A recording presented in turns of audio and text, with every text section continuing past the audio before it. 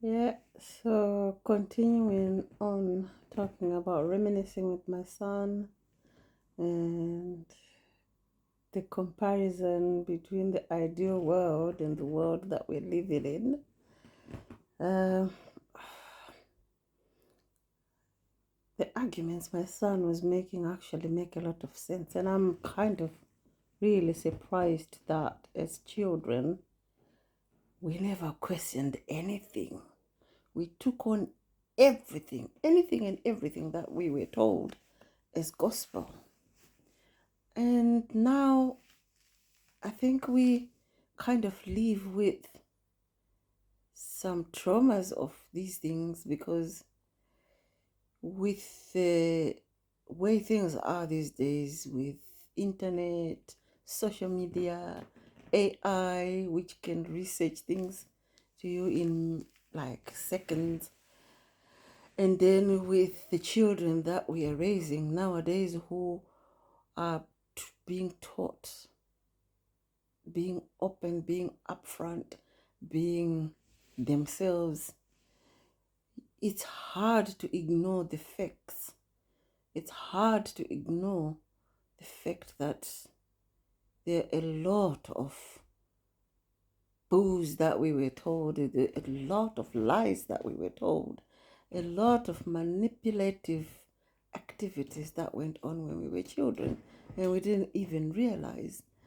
And these activities now, they're not possible. I don't know, maybe there still are some young people, some children who are still taking on anything and everything like we did, but probably that is probably less than, I don't know, maybe 1% of the population. Um, and again, I'm talking in terms of Zimbabweans.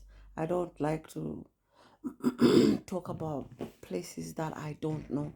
So in this case, I'll be talking about Zimbabwe and Britain because I've kind of lived half my life in Zimbabwe and the second half of it in Britain. So I can do the comparisons.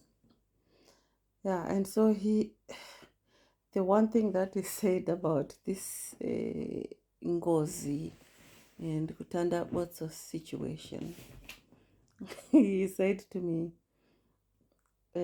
imagine right now you're 53,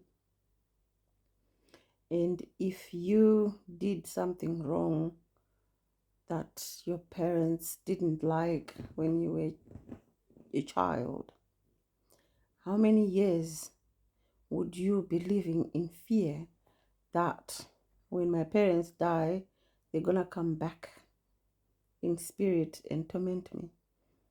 And I'm doing the maths, I'm like, oh my gosh, that's literally probably 30 something years, if not 40.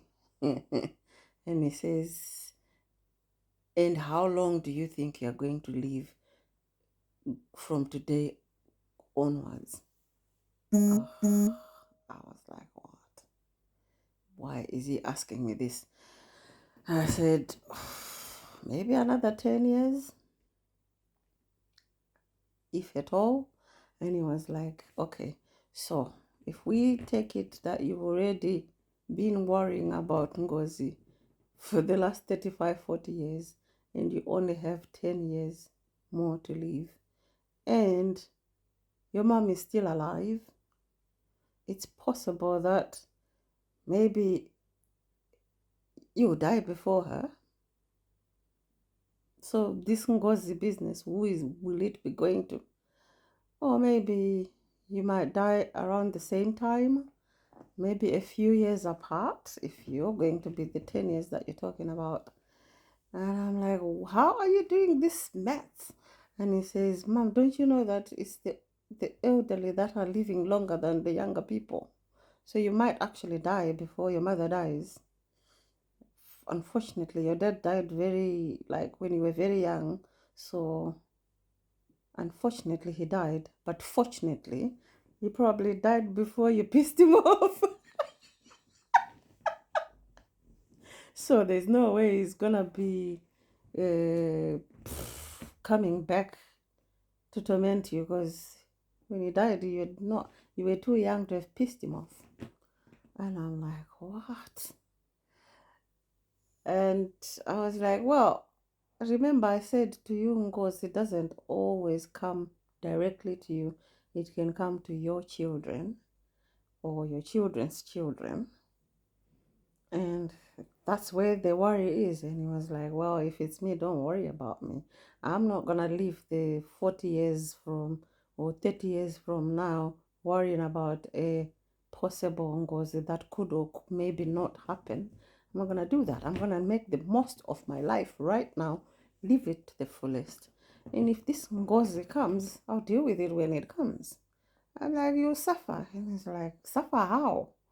Like, you can suffer a great deal. And he says, Mom, look around you. This world we're all suffering in this world. I mean, come on.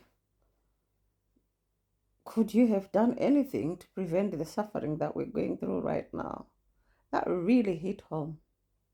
Honestly speaking, that really hit home.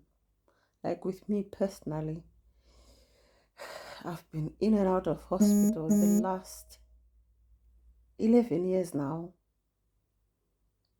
I've been living with pain for maybe even longer than that.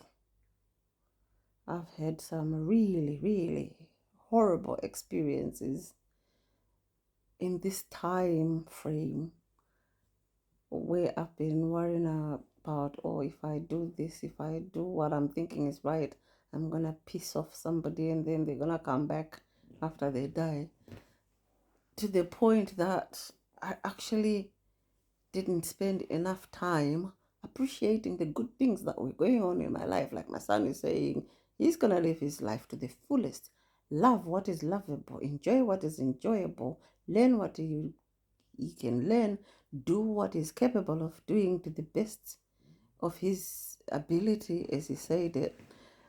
And then whatever comes, face it as it comes, just the same way I'm facing what has been going on the last 10 years. I've had one illness after another, which has kept me from one hospital to another. And I've dealt with it, I've lived with it, I've managed it, I've survived it. So, what is it that a human being can do that is so worse than what has happened to me already, that I would not live my life, the present life, the best way possible, because I'm afraid of the life that is to come or may not even come, because nobody knows when you're gonna die. And I realized in this conversation that I think I was more worried about the children that could be affected about these things. Now, I can't speak for my other siblings' children. I can't speak for our children's children. But my son literally laughed at it. He says it's ludicrous, it's ridiculous that you can live in fear of something that could happen or maybe could not even happen. And you literally spoil the life that you've been given right now, the life that you've been blessed with right now, worrying about the life that is only a possibility, where it could go either way. It doesn't make sense to me.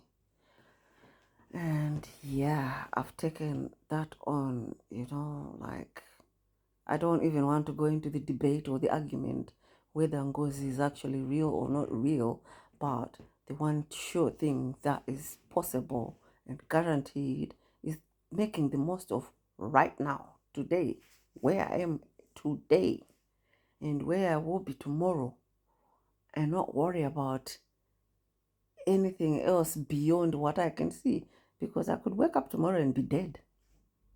Nobody knows. Or I could outlive all these people that I was afraid of. Who knows? And this can apply to anybody, right? Really, if you take it on and really think about it. Worried about things that are just possibilities. Possibilities means things can happen or maybe don't happen. Seriously?